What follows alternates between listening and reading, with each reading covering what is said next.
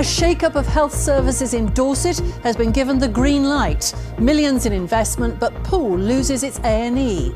It's a huge investment in NHS services in Dorset, but is £147 million enough to convince people that a reorganisation of hospital services will result in better care? Campaigners against the plans, which have now been given the go-ahead by the Health Secretary, say they still have reservations. The county's two main hospitals, Bournemouth and Poole, will be turned into specialist centres with one A&E department between them. Well, Steve Humphrey is in Bournemouth for us tonight. Steve, this is still controversial, even though it's going ahead. Yeah, very controversial. These reorganisation plans were first announced back in 2015, would you believe? Some campaigners still not happy with the outcome. The NHS panel that reviewed the plans is now urging hospital managers and protesters to have a more constructive relationship in the future. Poole, A&E, say Poole, A&E.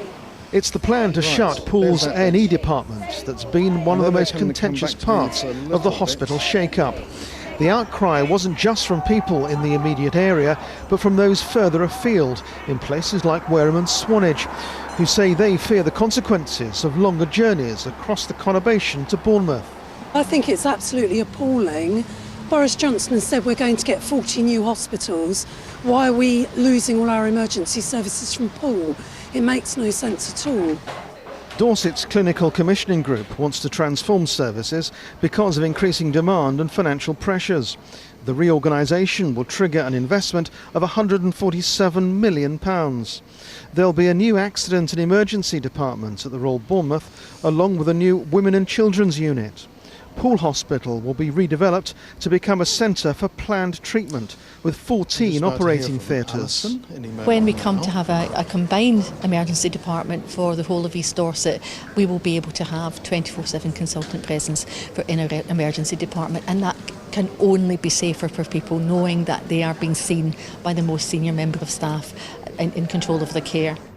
As part of the transformation, more services will be provided at 13 community health hubs. The aim is to substantially reduce the number of people who have to go to hospitals for outpatient appointments.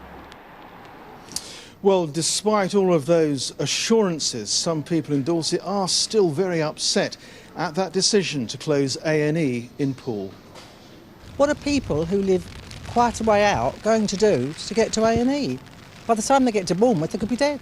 We live on Catford Heath, so that's literally down the road from Poole, and having to have a 20-minute ride in order to get, medical help, I think it's ridiculous. Bournemouth Hospital casualty unit is overrun already, and the ambulances are queuing up outside there.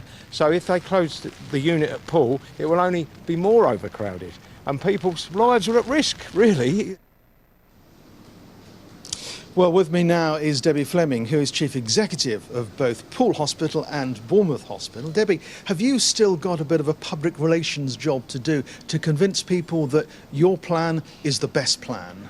So we have done an awful lot of work already to engage with local people to talk about these changes. But I think we all recognise they're very ambitious changes. So we need to do a lot more to address the outstanding concerns, to really explain what we're doing, and to work with people about what a big improvement this will be for locals. Can you guarantee, can you promise that things will be better in the future?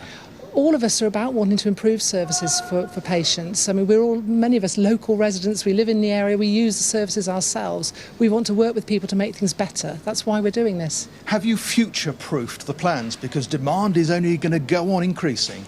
So when we started the work, we were looking and projecting ahead, and obviously all the time we're looking at what's happening with demand. Demand is very, very challenging for people. Our plans are good plans about trying to act early to try and prevent people having to come to hospital, and when they do, to get them home as quickly as we can afterwards. Will there be upheavals in terms of reorganising all these services? We're fortunate we've got 5 to 6 years before we actually see major change in the shift of services, but our teams are working on that now. Our clinicians, our doctors and nurses and other professionals are regularly working together to look at how we can work better now to meet the needs of our patients, and so we've got a bit of time to work through the detail. Debbie Fleming, thank you very much indeed, and from the Royal Bournemouth Hospital, back to you, Sally. Steve, thanks very much.